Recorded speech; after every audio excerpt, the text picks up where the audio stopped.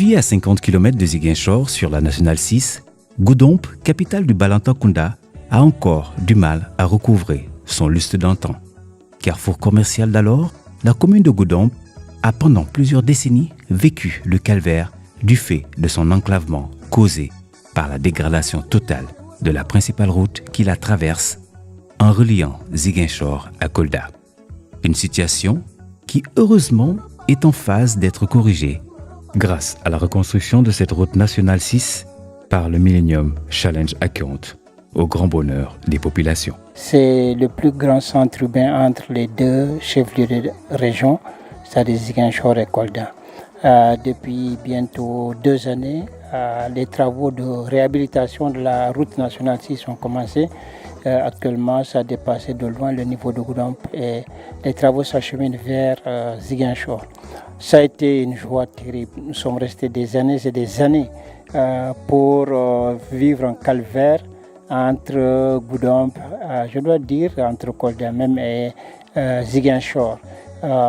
Pour 50 km entre Ziguinchor et Goudomp, on pourrait passer 2 heures de temps. Maintenant, c'est un trajet que nous faisons en 35-40 minutes. C'est vraiment la joie partout.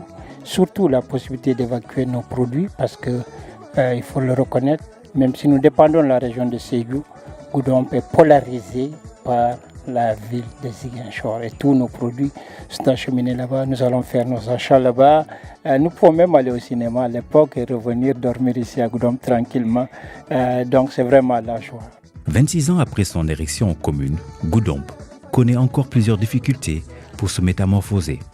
L'assainissement, la voirie, tout comme les infrastructures de base et les pistes de production, demeurent le casse-tête de l'autorité municipale qui pourtant est loin de croiser les bras devant ces manquements. Les pistes de production constituent déjà un grand défi à relever, d'autant que même les rizières, les potagers, les maraîchers, les jardins sont en dehors de la ville. À peut-être 3 à 5 km, il faut chaque fois évacuer ces produits-là pour la consommation au marché ici. Ça, c'est un grand défi. L'autre défi, c'est les infrastructures, naturellement. Il y a la voirie.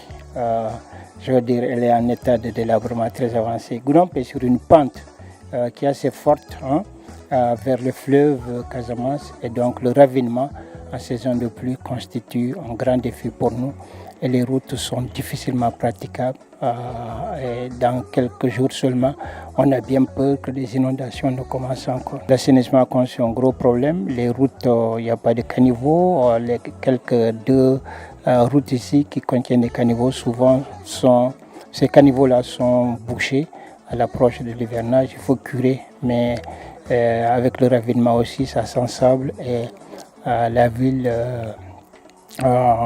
connaît de sérieux problèmes par rapport à cela. Il s'ajoute que le comportement humain, on jette les saletés partout, n'ont pas nous la capacité aussi de débarrasser la ville de certaines saletés.